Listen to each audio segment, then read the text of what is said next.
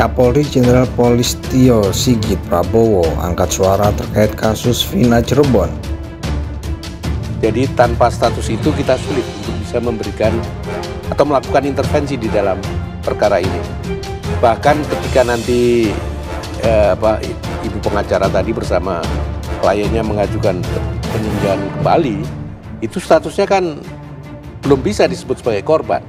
Itu kesulitan kami. Pintu masuk untuk memeriksa kembali itu adalah dengan kaburnya 3 DPO ini. Ya, dengan investigasi 3 DPO ini. Dengan kaburnya 3 DPO ini, artinya kan masih proses investigasi masih berjalan. Ya. Nah, disinilah kalau misalnya dia sudah tertangkap, itu kan dilakukan kembali proses penyidikan investigasi. Disitulah 8 orang ini bisa dimintai keterangan. Diperbandingkan aja keterangannya masih sama nggak dengan keterangan yang lama, yang sebelumnya, sudah menjadi putusan pengadilan. Itu pintu masuknya justru lewat situ. Nah, seperti kayak misalnya Saka, justru di situ pintu masuknya dia bisa dimintai kembali, misalnya dalam rangka menyidik 3 DPO ini. Itu. Nah, tapi kalau misalnya mau membatalkan tadi putusan pengadilan tadi, ya, kalau mau yang bisa membatalkan putusan pengadilan itu bukan polisi penyidikan lagi, tapi tingkat jenjang yang lebih tinggi, yaitu peninjauan kembali tadi. Peninjauan kembali itu kan tadi bukan hanya bukti baru, ada 3 syarat peninjauan kembali pidana. Betul, bukti baru itu yang memang yang paling kuat. Kita melihat kejadian ini kan aneh. 8 tahun itu dianggap sudah nggak ada masalah, sudah dipikir sudah clear semua. Rupanya tidak diduga kan ada film Vina sebelum 7 hari. Lalu itu berkembang dan era 2016 beda dengan era 2024. Sebelum pandemi, orang tidak begitu aware dengan namanya medsos. Setelah pandemi, yang namanya medsos itu hal yang biasa untuk semua orang. Begitu ini muncul, sekarang semua bersuara, karena yang tidak terungkap di fakta kan ketika di publik, maksudnya di publik, ketika di persidangan semua mencabut BAP. Nah, sekarang semua teriak.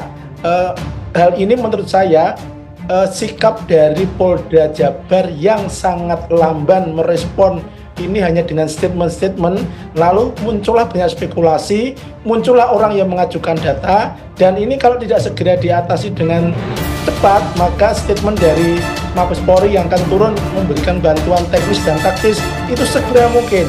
Sepanjang itu mundur terus, maka akan nanti sebentar lagi tentu ada yang mengungkap lagi, dan ini akan seperti bola salju yang menurut saya kalau tidak diatasi secara pasti dan secara detail, yang kami sarankan menggunakan scientific crime investigation dengan memeriksa kembali mereka yang sekarang di RP, kemudian mendalami, tidak sekedar membuat publik itu senang dengan statement-statement yang menghibur dalam tanda petik. Seperti kemarin ada nyebar DPO, orangnya nggak jelas siapa orangnya, laki perempuan, umur berapa. Yang terjadi kan kemudian spekulasi sampai lurahnya akan membantah, kebingungan dan sebagainya. Ini nanti akan muncul lagi kemarin yang Saka yang sudah keluar dari penjara tahun 2020, tidak pernah ada problem. Begitu ini muncul seolah-olah ada banyak kesempatan untuk akan menunjukkan bukti baru atau ingin menunjukkan saya ingin ada keadilan baru. Nah, ini kemudian akan berkembang terus. Jadi pendek kata menurut saya ini perlu disikapi oleh Polri. Ini reminder bagi Polri. Sekarang ini tidak lagi zamannya menutup-nutupi, tidak lagi zaman hanya statement, harus action, dan action itu harus.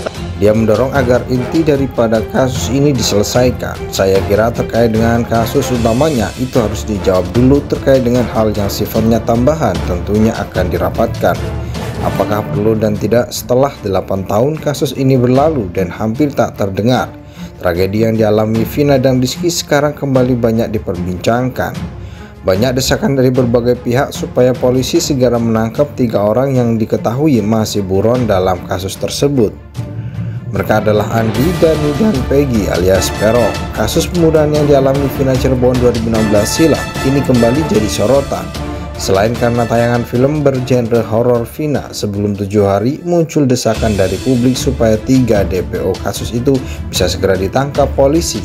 Sebagaimana diketahui, 3 DPO kasus itu adalah Andi, Dani, dan Peggy alias Peron. Meski ciri-cirinya sudah disebarluaskan, tapi hingga sekarang Polda Jabar belum mengetahui keaslian identitas dari ketiganya.